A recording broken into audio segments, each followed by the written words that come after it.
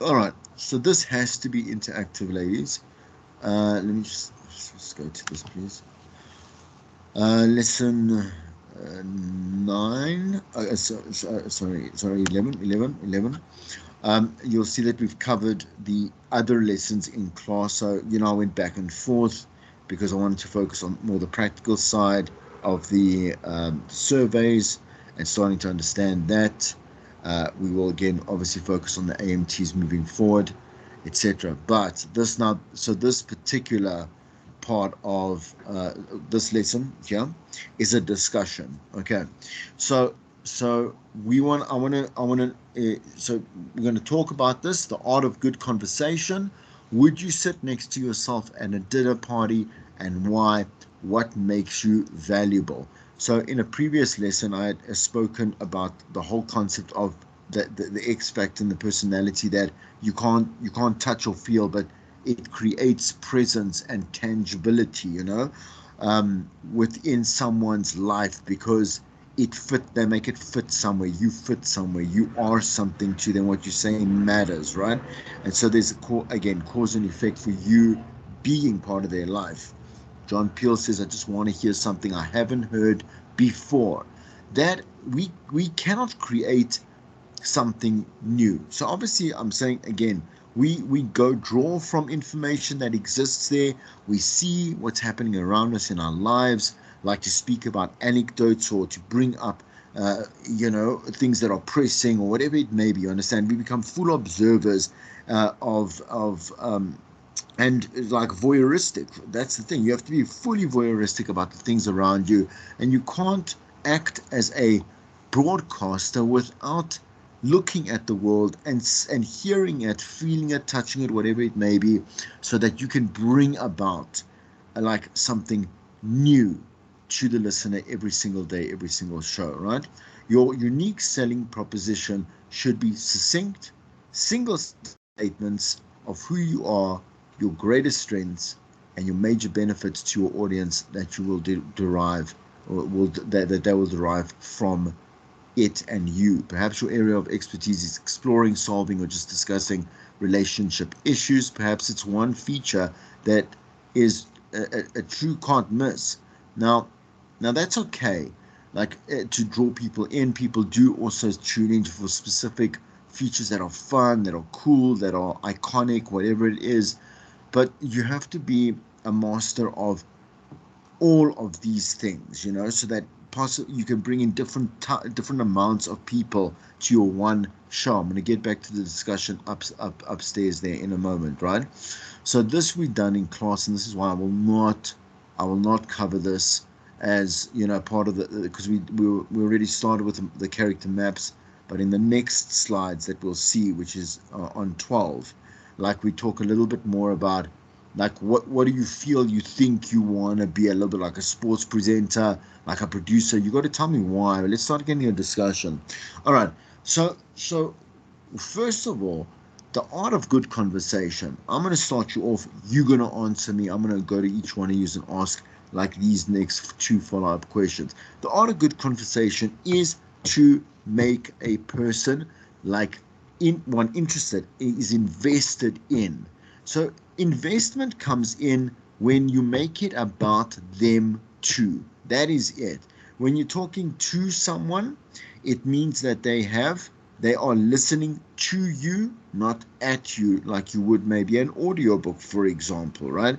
Or like a non-fiction, audiobook, whatever it may be, you understand, or radio drama. You listen at that. You don't really listen to it, because it's supposed to tell a story or give you advice without a two-way, like I say, conversation.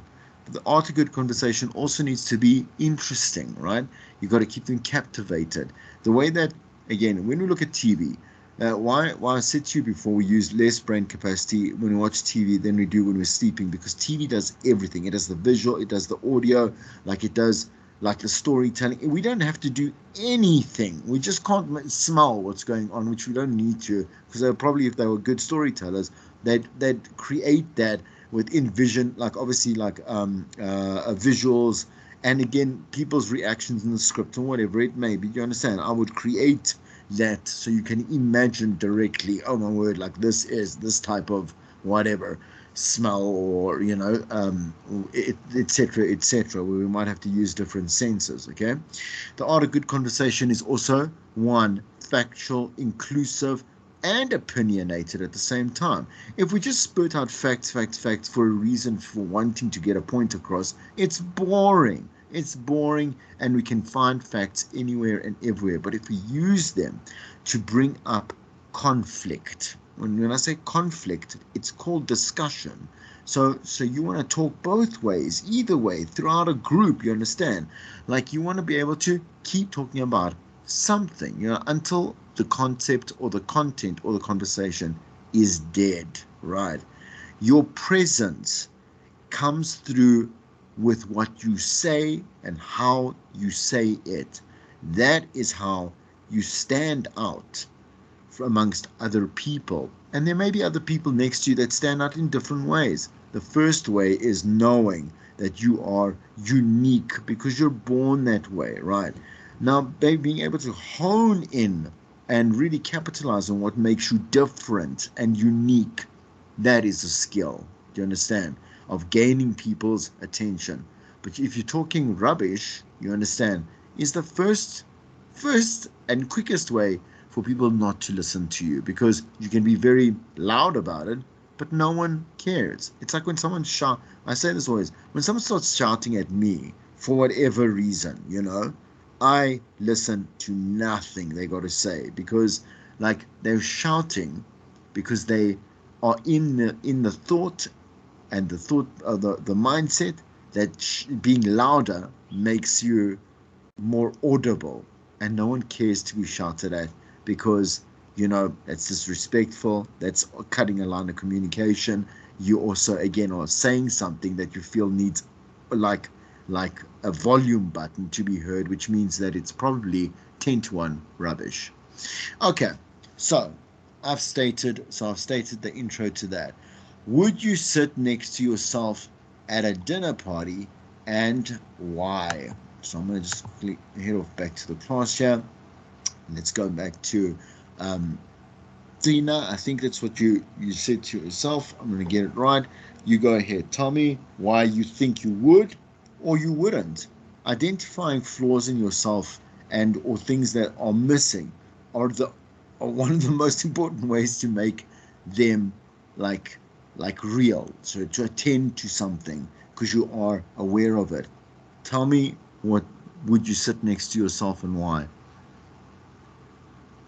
I'd say yes, I would sit next to myself at a dinner party because I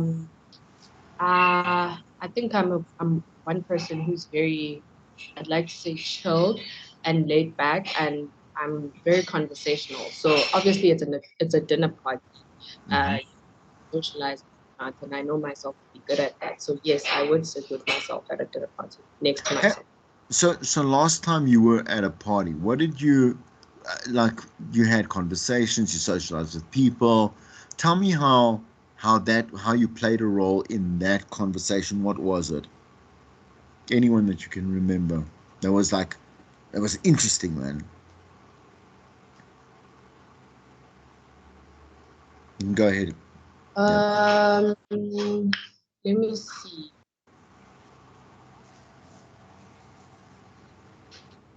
I guess it was like when you say the role, what do you mean? So in other words, like it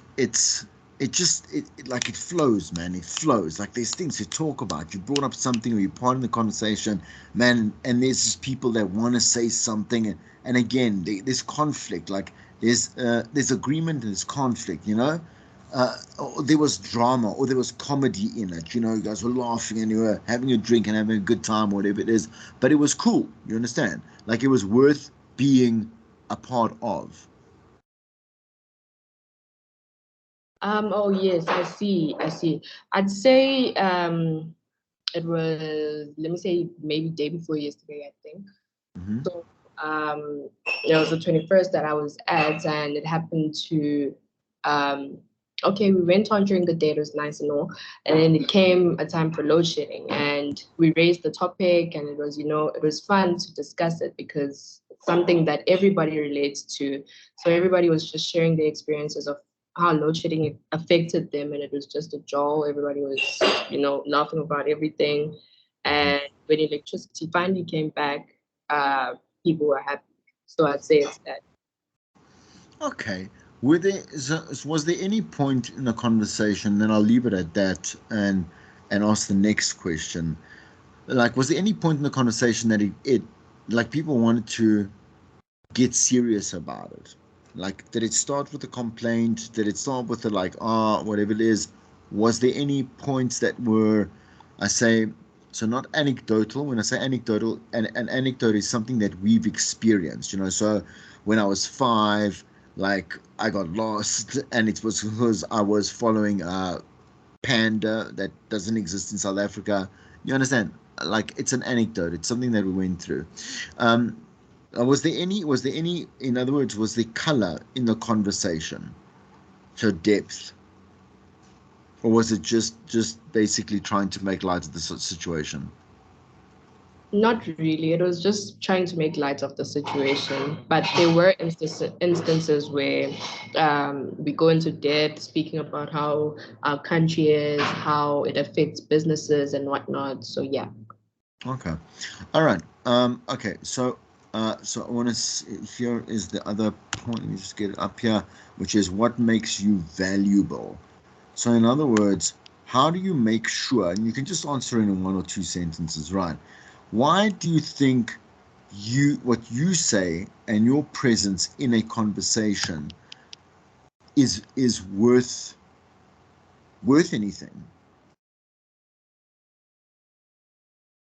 I'd say me being humble plays a role in me having a conversation with someone else because I'm able to give them an ear as well, just like they gave me an ear. So Okay. me being humble makes me valuable. That's okay. I'll accept. I mean that's good enough. You understand? So it's good enough. I like a little bit more. I'm looking also for so obviously humility is what makes one person relatable. Do you understand? Because you can be you can be the richest person in the world and the most famous person in the world, and you can still be humble. It makes you don't have to be humbled. You must understand being the essence of humanity. Being a human to understand the necessity and the value in being a humble person because rich experiences are made through humility, and you want to lead obviously a rich life as a rich person. I'm saying to you as that has depth. So that's good. I need you to try and think a little bit more also about other things that make you quite special. You understand? You understand? Okay, stand out. Then when I say these things, I'm applying it and I'm meaning it to everybody here. Okay, Nkosi, you tell me, like, would you sit next to yourself?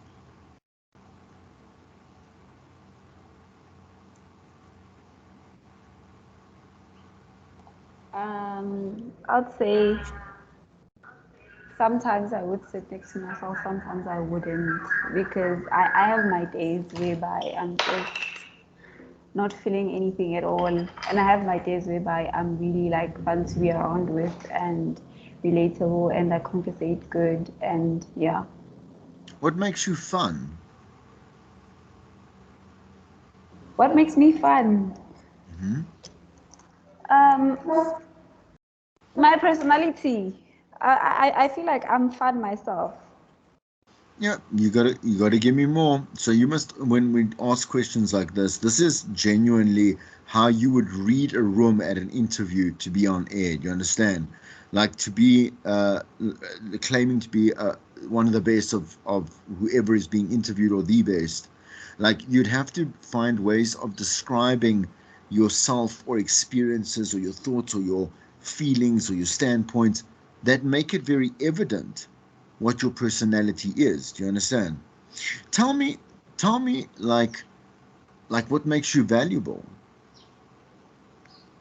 I would say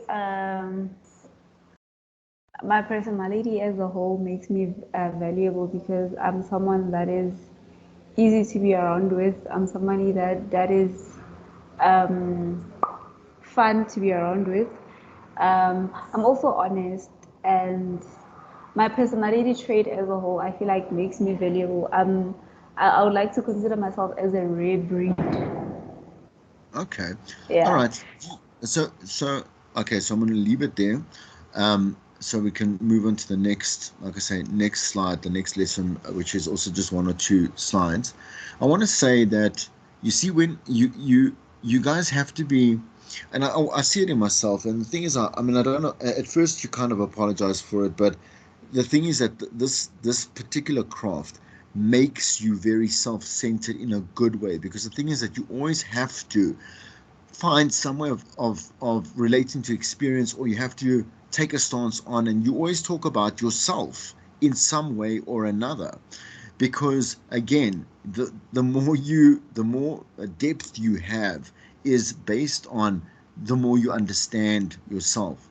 So when you talk about this in particular, and you talk about, like, I've given you a specific sect, or whatever it is, to just focus on for the moment, like, you got to use, you have to use actual detailed something to get your point across. So saying, for example, like, you're very relatable. Like, you should be like, you know what, when I came to varsity, and that was like 2 years ago. Well, no, you were in COVID then anyway. Like last year, for example, like, you started meeting the people that you spoke to and had conversations online for a year. But I got so, like, my personality really started just to like blossom immediately, because I'm a people's person. And the thing is that, like, the people that I was interacting with were completely different to the way that I had perceived them to be, just through, let's say, written text, or through virtual meets, like, online, or whatever it is. And I actually, like, I realized that I was one of the very, very few people that came across as something better than something worse. You understand? And it's the way that we all portray ourselves, in the digital space, or behind closed, virtual doors, has such an impact on perception. You understand? Like, you got to talk about something. Does that make sense to you?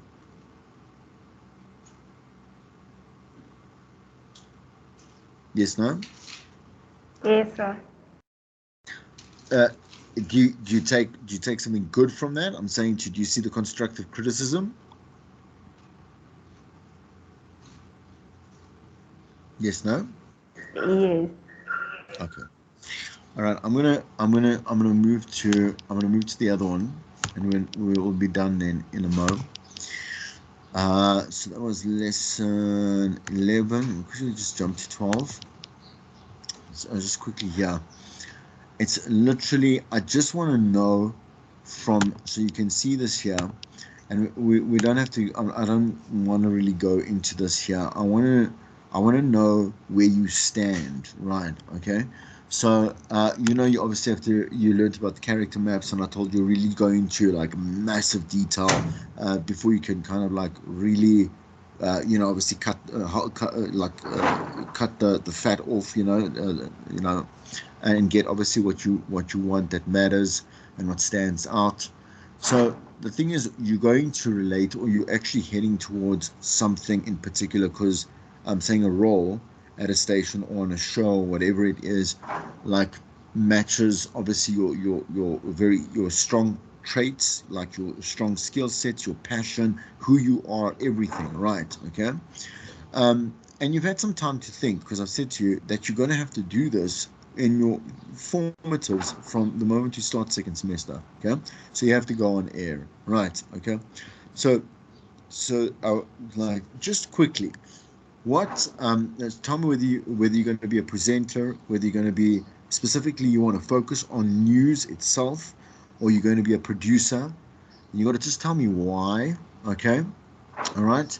And I want you to tell me why this might be like, which part of your character has a good fit for each one of these roles. And I want to go through everybody, because it's not really long to answer. Okay. So I haven't had any response from Angie or CBC. I want to start there. Angie, are you there?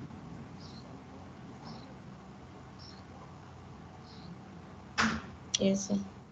Good. Okay. Tell me what do you plan, what role are you planning for when you get to the shows? Like what do you see yourself as?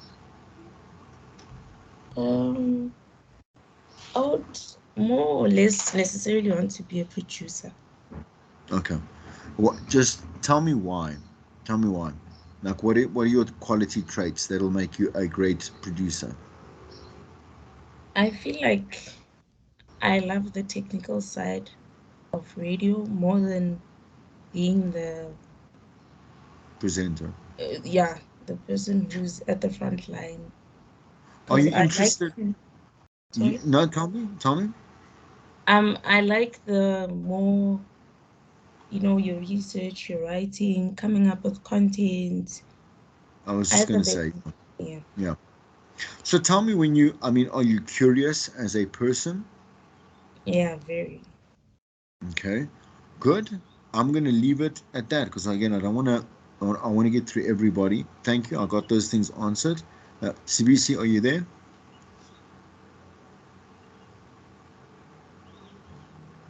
Yes, sir. Okay, speak a little bit louder for me. Tell me same thing. What do you see yourself as? Tell me why. I think a producer because I think I like the more um, putting things in order, getting, you know. I think, yeah, producer just in general. Tell me more. What traits of your own will make you a good producer? The organizational structure to it, I think I like having a set, what to do, how to do it on the Mhm. team other than custom. Okay, so organization makes you an admin producer, and again, more creative, like a little bit more of a creative like instinct will have you as a content producer. You got to be both, obviously, in this year. All right. Thank you for that. Nkosi, go ahead. Tell me.